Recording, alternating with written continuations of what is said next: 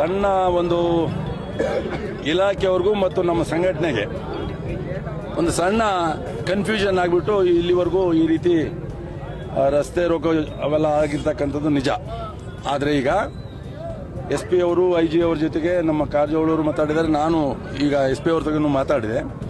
ಇದ್ರ ಪ್ರಕಾರ ನಮ್ಮ ಸಂಘಟನೆಯವರು ಅವ್ರೇನಿದ್ದಾರೆ ಅವ್ರೇನು ತೀರ್ಮಾನ ಮಾಡಿ ಅವರು ಒಪ್ಪಿಗೆ ಮಾಡ್ಕೊಂಡು ಬಂದಿದ್ದಾರೆ DC ಆಫೀಸ್ನಲ್ಲಿ.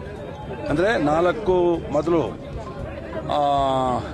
ಎಂಥದ್ದು ಏನಂತಾರಕ್ಕೆ ಸ್ಪೀಕರ್ಗಳು ಹಾಕಿ 4 ವೆಹಿಕಲ್ಗಳಲ್ಲಿ 16 ಸ್ಪೀಕರ್ ಹಾಕೊಂಡು ಹೋಗ್ಬೇಕು ಅಂತ ಒಂದು ತೀರ್ಮಾನ ಆಗಿತ್ತು.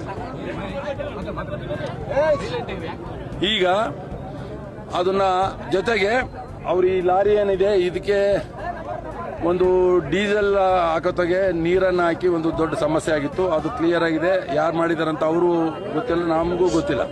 ಒಂದು ವೆಹಿಕಲ್ ಬಿಡೋದಿಲ್ಲ ಇವತ್ತು ಮಂಟಪದ ಹತ್ರ ತನಕ ಅಂತ ಹೇಳಿದ್ರು.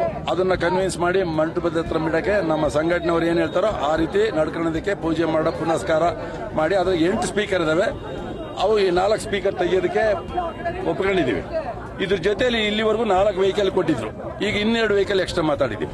6 ವೆಹಿಕಲ್ನಲ್ಲಿ 4 ಸ್ಪೀಕರ್ ಹಾಕೊಂಡು ಅವು ಇವತ್ತು ನಾಳೆ ಶಾಂತಿಯುತವಾಗಿ ಪ್ರತಿ ವರ್ಷ ಹೇಗೆ ನಡೀತಿತ್ತೋ ಅದೇ ರೀತಿಯಲ್ಲಿ ನಡೆಯೋದಕ್ಕೆ ವ್ಯವಸ್ಥೆ ಮಾಡಿದ್ದೇವೆ.